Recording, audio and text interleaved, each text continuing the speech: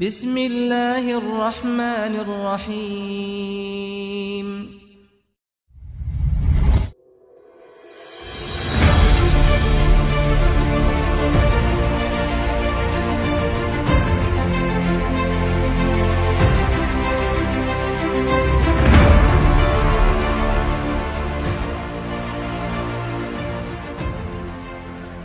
Assalamualaikum warahmatullahi wabarakatuh. Sahabat beriman, kembali lagi kita untuk mendengarkan kisah-kisah sahabat, yaitu kisah tidak ikut sertanya Ka'ab bin Malik radhiyallahu anhu dalam perang Tabuk dan taubatnya. Dalam perang Tabuk, selain orang-orang uzur, ada lebih dari 80 orang munafik Ansor yang tidak menyertai pertempuran itu. Sejumlah itu pula orang Badui dan sejumlah besar orang luar. Kaum munafik itu bukan saja tidak mengikuti perang, bahkan mereka berkata kepada yang lain. Allah Subhanahu wa ta'ala menjawab perkataan mereka dengan firman-Nya, "Janganlah kalian keluar pada musim panas." Quran Surat At-Taubah ayat 81. Lalu Allah berfirman, api neraka jahanam lebih panas lagi. Quran Surat At-Taubah ayat 81. Selain mereka, ada 3 orang sahabat tulen yang tidak menyertai perang tersebut tanpa uzur yang kuat. Mereka adalah Ka'ab bin Malik radhiyallahu anhu, Hilal bin Umayyah radhiyallahu anhu, dan Murarah bin Rabi radhiyallahu anhu. Mereka tidak mengikuti perang Tabuk bukan karena kemunafikan atau sebab tertentu. Mengenai tidak ikut sertanya mereka dalam pertempuran tersebut, Ka'ab radhiyallahu anhu menuturkan sendiri kisahnya yang akan dikisahkan dalam lembaran berikut ini. Adapun Murarah bin Rabi radhiyallahu an, ketika itu kebun miliknya sedang panen besar. Ia berpikir, jika aku ikut berperang, semuanya akan menjadi sia-sia. Aku selalu menyertai peperangan. Jika kali ini aku tidak menyertainya, tidaklah mengapa. Karena pertimbangan itulah ia tidak menyertainya. Kelak, ketika ia menyadari bahwa kebun kurmanya lah yang menyebabkan ia tidak ikut ke Tabuk, ia segera menyedekahkan seluruh kebunnya itu. Sedangkan yang menyebabkan Hilal bin Umayyah radhiyallahu an tidak menyertai peperangan itu karena ketika itu seluruh keluarga dan kaum kerabatnya yang merantau di berbagai tempat sedang berkumpul. Ia juga berpikir sama dengan Murarah bin Rabi radhiyallahu an, bahwa ia telah menyertai banyak peperangan sebelumnya. Jika sekarang ia tidak menyertainya, tentu tidak mengapa. Akhirnya, ia tidak menyertai peperangan tersebut. Namun setelah sadar, ia berniat akan memutuskan hubungan dengan kaum kerabat dan keluarganya. Karena sebab merekalah ia tidak menyertai peperangan tersebut. Adapun kisah tentang Ka'ab bin Malik radhiyallahu an telah banyak ditulis dalam kitab-kitab hadis. Ia menerangkan kisahnya sendiri dengan rinci. Ia bercerita, sebelum perang Tabuk, belum pernah ku dapat kekayaan dan kesehatan seperti pada saat itu. Saat itu aku memiliki 2 ekor unta, padahal sebelumnya aku tidak pernah memiliki 2 ekor unta sekaligus. Sudah menjadi kebiasaan Nabi Shallallahu Alaihi Wasallam, jika akan mengadakan suatu peperangan, beliau tidak pernah memberitahukan tujuannya. Bahkan beliau menanyakan keadaan daerah lain. Namun pada perang kali ini, karena cuaca sangat panas dan jarak yang sangat jauh serta musuh yang sangat kuat, maka diumumkan sebelumnya agar kaum muslimin bersiap-siap untuk menghadapinya. Pada saat itu, sangat banyak kaum muslimin yang akan menyertai Nabi Shallallahu Alaihi Wasallam, sehingga sulit menuliskan semua nama mereka. Mereka yang tidak ikut pun tidak mudah diketahui karena banyak jumlah pasukan. Bertepatan pada masa itu, kebun-kebun kurma di Madinah sedang panen besar. Aku sendiri sangat ingin mempersiapkan peralatan perang sejak pagi hari.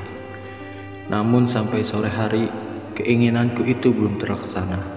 Terlintas dalam pikiranku bahwa aku telah mendapatkan kelapangan, sehingga jika aku bersungguh-sungguh, kapan saja aku tentu dapat menyusul pasukan itu. Akhirnya, Nabi Shallallahu Alaihi Wasallam berangkat ke medan perang berserta kaum muslimin. Sedangkan aku masih belum membuat persiapan. Lagi-lagi terpikir olehku bahwa dengan 1-2 hari persiapan, aku tentu dapat menyusulnya. Demikianlah yang terjadi. Hingga keesokan harinya, diperkirakan Nabi SAW telah tiba di tempat tujuan.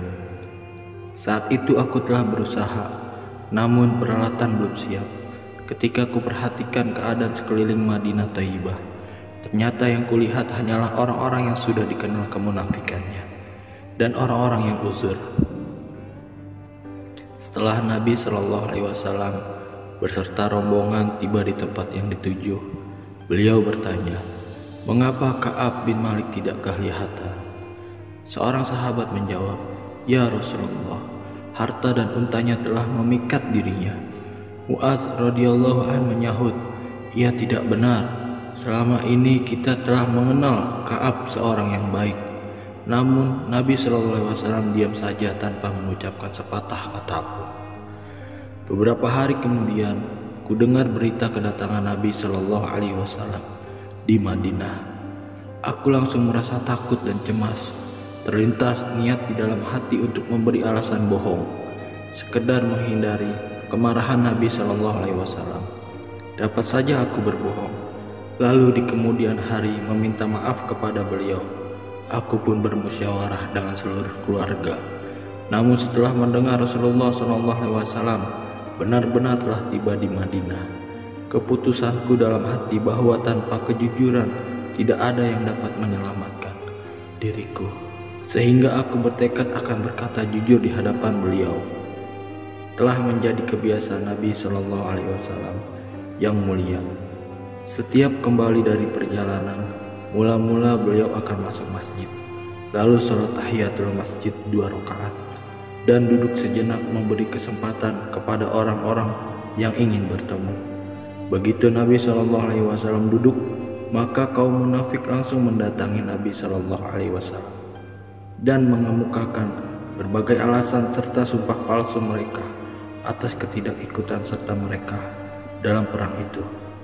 Secara lahir, Nabi SAW menerima alasan mereka, namun secara batin beliau menyerahkan kepada Allah Subhanahu wa Ta'ala.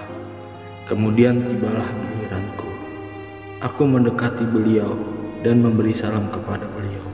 Sambil berpaling, beliau tersenyum hambar dengan kemarahan. Aku berkata, "Ya Rasulullah, engkau berpaling dariku. Aku bersumpah, aku bukan munafik dan aku meyakini keimananku." Sabda beliau, "Kemarilah." Aku pun mendekatinya. Beliau berkata, "Mengapa kamu tidak menyertai perang itu? Bukankah kamu sudah membeli unta untuk kendaraan?" Jawabku, "Ya Rasulullah, jika pada saat itu aku mendatangi ahli-ahli dunia, aku yakin aku akan membuat alasan-alasan bohong yang masuk akal agar aku terhindar dari kemarahan, karena Allah telah memberiku karunia kepandaian bicara. Namun aku paham, jika aku berhadapan dengan engkau, lalu aku berbohong, dan engkau rela kepadaku, Allah pasti memurkaiku. Sebaliknya, jika aku jujur sekarang, engkau mungkin akan memarahiku. Tetapi tidak lama kemudian, Allah yang Maha Suci akan menghilangkan kemarahanmu. Untuk itu, aku berkata jujur, demi Allah, aku tidak ada uzur apapun. Aku dalam keadaan bebas dan lapang yang tidak pernah kualami sebelumnya." Sabda beliau, "Ia berkata benar." Lalu sabdanya, "Berdirilah. Masalahmu nanti Allah sendiri yang akan memutuskan." Aku pun pergi meninggalkan Nabi Shallallahu Alaihi Wasallam, dan banyak orang dari kaumku memarahiku. Mengapa engkau sangat jujur kepada Nabi Shallallahu Alaihi Wasallam? Engkau belum pernah berbuat dosa sedikit pun. Jika engkau meminta Nabi Shallallahu Alaihi Wasallam memohon ampun bagimu, tentu itu telah cukup. Aku bertanya kepada mereka, adakah orang lain yang sama sepertiku?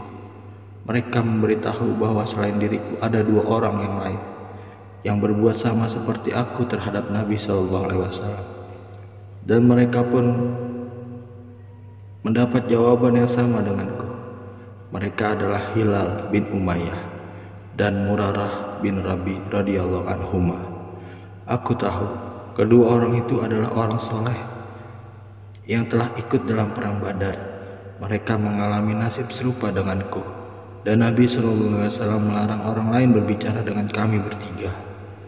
Dan sudah menjadi kaidah bahwa suatu perkara hanya membuat marah orang yang berhubungan dengannya, dan orang yang patut diberi peringatan hanyalah mereka yang dapat menerimanya. Sedangkan orang yang tidak layak menuju kebaikan, siapakah yang mengingatkannya? Cerita Ka'ab radhiyallahu an selanjutnya. Karena Rasulullah SAW telah melarang siapa saja berbicara dengan kami, maka tidak ada seorang pun yang berani berbicara dengan kami. Bahkan mereka menjauhi kami. Bagi kami dunia seakan-akan berubah, sehingga kami merasa bumi yang luas ini menjadi sempit menghimpit. Semua orang menjadi asing bagi kami, dan yang paling mengganggu pikiranku adalah aku khawatir jika aku meninggal dunia pada saat itu, apakah jenazahku akan disolatkan dengan Rasulullah SAW atau tidak? Dan yang lebih aku takutkan lagi, jika Rasulullah SAW lebih dahulu wafat, aku akan selamanya dalam keadaan seperti ini, tanpa seorang pun berbicara dengan kami, dan tak seorang pun yang berani menyolatkan jenazahku. Siapakah yang berani menentang perintah Nabi SAW? Semoga hal itu tidak terjadi. Demikianlah keadaan kami selama 50 hari. 2 orang kawanku sudah tidak berani lagi keluar rumah. Mereka hanya berdiam di dalam rumah, sedangkan aku masih mampu keluar rumah, berjalan ke pasar, dan ikut berjamaah di masjid, tanpa seorang pun yang berani berbicara denganku. Aku sering hadir di majelis Rasulullah SAW dengan sangat mengharap ada jawaban dari bibir beliau yang mulia untuk kami. Pada suatu ketika, setelah sholat berjamaah, aku berdiri sholat sunnah di dekat beliau. Aku ingin melihat apakah beliau melihatku atau tidak. Ternyata ketika aku sibuk dengan sholatku, beliau memandangiku. Tetapi ketika memandang beliau memalingkan muka. Demikianlah kaum muslimin pun tidak mau berbicara sama sekali denganku. Ini suatu penderitaan batin yang sangat berat bagiku. Suatu ketika aku memanjat tembok kebun sepupuku, Abu Qatadah radhiyallahu an, yang sangat akrab denganku. Aku memberinya salam, tapi ia tidak membalas salamku. Aku bersumpah di hadapannya, lalu bertanya, bukankah engkau tahu bahwa aku mencintai Allah dan Rasul-Nya? Ia tidak menjawab pertanyaanku. Aku kembali bersumpah dan bertanya kepadanya, namun ia tetap tidak menjawab pertanyaanku. Ketika aku ulangi yang ketiga kalinya, ia hanya menjawab, hanya Allah dan Rasul-Nya yang mengetahui. Mendengar kalimat itu keluar dari lisannya, aku langsung menangis. Lalu aku tinggalkan tempat itu. Pada suatu hari, ketika aku sedang berjalan di pasar Madinah, kulihat seorang Qibti Mesir Nasrani datang dari Syam ke Madinah untuk berdagang. Ia berkata kepada orang-orang, aku mendengar tentang seseorang yang bernama Ka'ab bin Malik. Tolong tunjukkan rumahnya. Orang-orang pun menunjukkan tangannya ke arahku. Lalu ia mendatangiku dan memberi sepucuk surat dari raja kafir yang memerintah di Ghassan. Tertulis di dalamnya, kami memahami bahwa saat ini Anda sedang dizalimi oleh pemimpin Anda. Allah tidak akan memberikan Anda dalam kehinaan dan menyia-nyiakan Anda. Maka datanglah kepada saya akan menolong Anda. Sudah menjadi kebiasaan di dunia ini bahwa jika seseorang bawaan menerima peringatan dari pemimpinnya, maka orang-orang yang ingin menyesatkan akan lebih memanasi dirinya dan berpura-pura menasihati mereka, dan akan lebih membakar dengan kata-kata seperti itu. Ka'ab bin Malik radhiyallahu an berkata, setelah membaca surat tersebut, aku langsung mengucapkan innalillahi wa innalillahi roji'un. Sampai seperti itulah keadaanku pada saat itu, sehingga orang-orang kafir pun menginginkan diriku dan berusaha mengeluarkanku dari Islam. Inilah musibah yang bertubi-tubi menimpaku. Kuambil surat tersebut, lalu kucampakkan ke dalam api. Kemudian aku mengunjungi Nabi SAW dan berkata, "Ya Rasulullah, karena engkau berpaling, orang-orang kafir pun menghendaki diriku agar memasuki agama mereka. Demikianlah keadaanku selama kurang lebih 40 hari lamanya. Hingga suatu saat datanglah utusan Rasulullah SAW bahwa kami juga harus berpisah dengan istri-istri kami. Aku bertanya, apa maksudnya? Aku harus mentalaknya?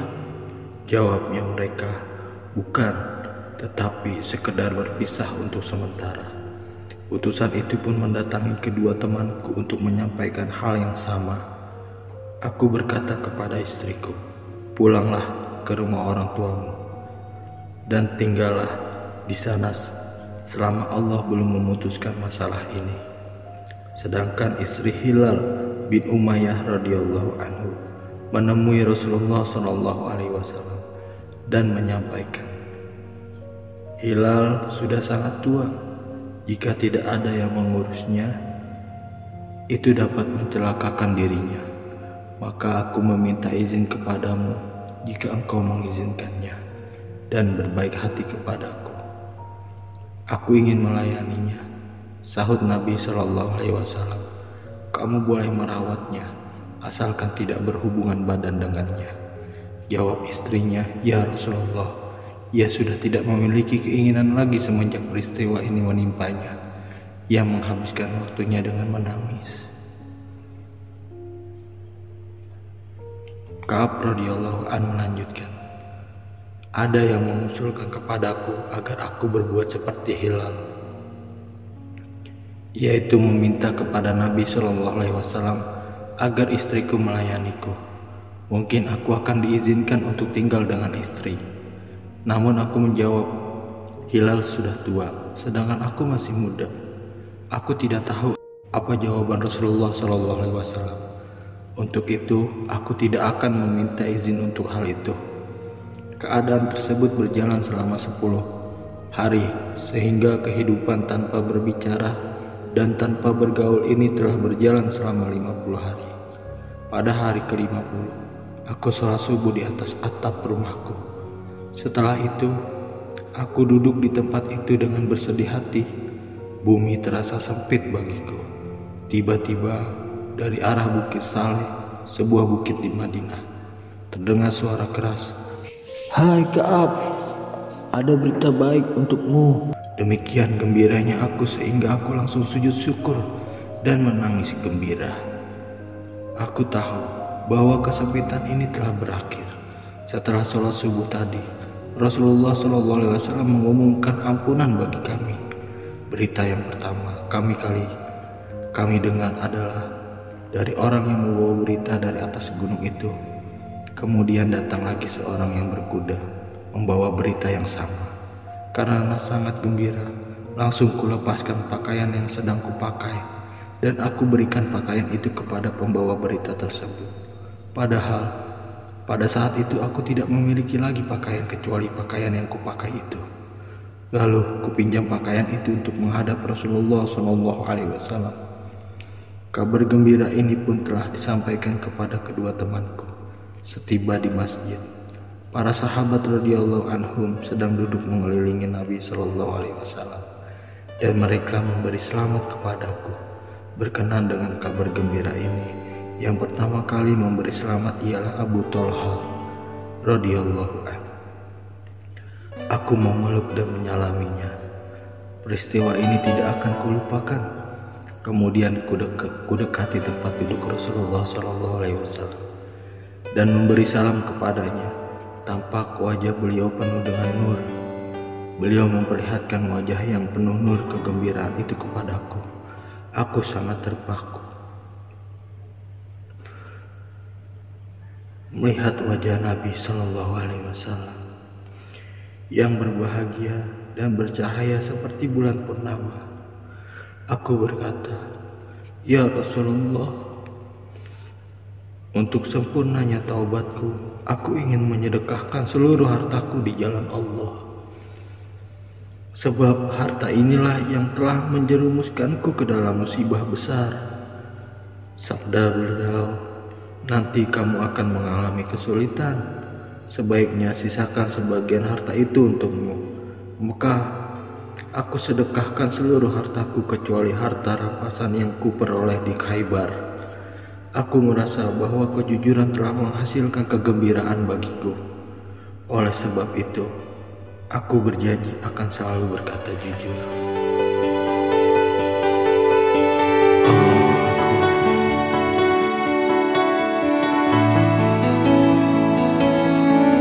Demikianlah teladan tentang ketaatan para sahabat radhiyallahu anhum, kekuatan agama dan kekuatan mereka kepada Allah Subhanahu wa taala.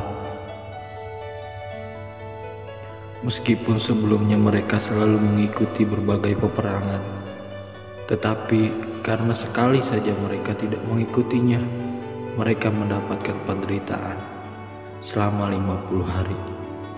Dan mereka tetap menjalaninya dengan penuh ketaatan dan keridhaan terhadap aturan yang telah diberikan. Dan harta mereka yang menyebabkan mereka lalai telah mereka infakkan di jalan Allah.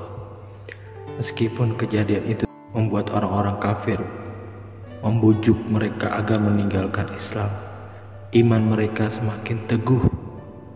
Diamnya Allah dan Nabi SAW terhadap perbuatan mereka telah menyadarkan mereka akan kelemahan iman mereka, sehingga orang-orang kafir menghendaki agar mereka menjadi murtad.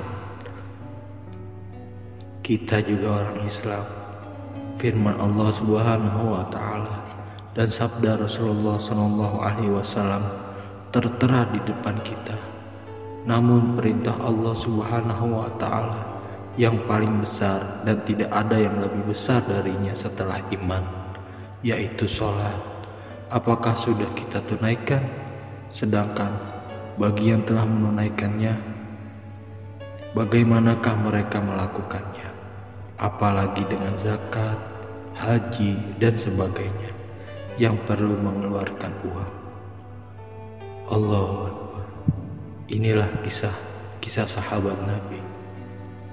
Semoga apa yang kita dengarkan berkesan di dalam hati kita dan kita niat amal dan sampaikan. Assalamualaikum warahmatullahi wabarakatuh.